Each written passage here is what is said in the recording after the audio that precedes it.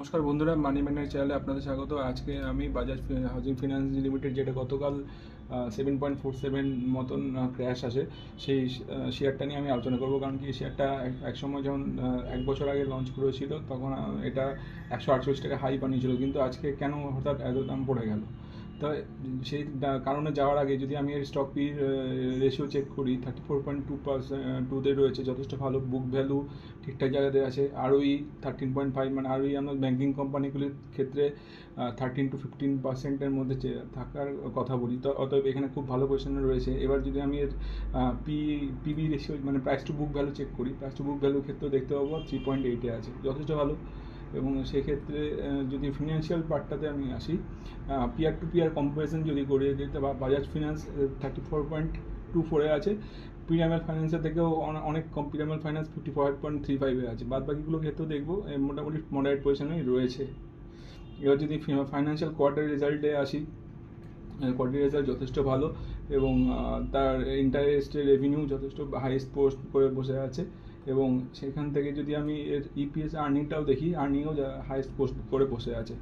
এবং এর যদি প্রফিট লস স্টেটমেন্টে আসি, প্রফিট লস রেভিনিউতে আসি, হাইয়েস্ট রেভিনিউ পোস্ট করে বসে 10,327 টাকার। আর এর ইপিএস যদি আমি চেক করি, ইপিএস আসছে 2 টাকা 83 পয়সা, এবং হাইয়েস্ট দেখতে পাচ্ছেন স্ক্রিনে।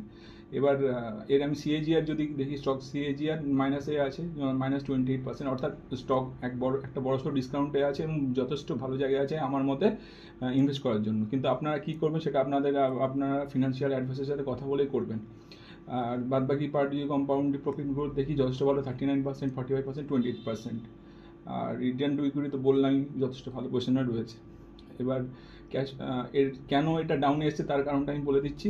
এর যে শেয়ার হোল্ডিং প্যাটার্ন দেখছেন, প্রোমোটার শেয়ার হোল্ডিং প্যাটার্ন 88% বা 89% মতন ছিল। তো এটা কেন এই 88.70%, এর থেকে এত পার্সেন্টেজ রাখা যায় না। এর নিয়ম হচ্ছে 75% রাখা। যখন যখন মার্কেটে লঞ্চ করে, নিয়ম হচ্ছে 75% করতে হবে সেটাকে। সেই কারণেই গতকাল এর প্রোমোটাররা শেয়ার বেচে দেয়। শেয়ার বেচে দেওয়ার জন্যই একটা বড় পরিমাণ ব্লক ডিল হয়। সেই ব্লক ডিলের জন্যই এই শেয়ারটা আজকে মানে গতকাল এত ডাউনে এসছে। তো এটা নিয়ে চিন্তা করার কিছু নেই, শেয়ার খুব ভালো পজিশনে রয়েছে।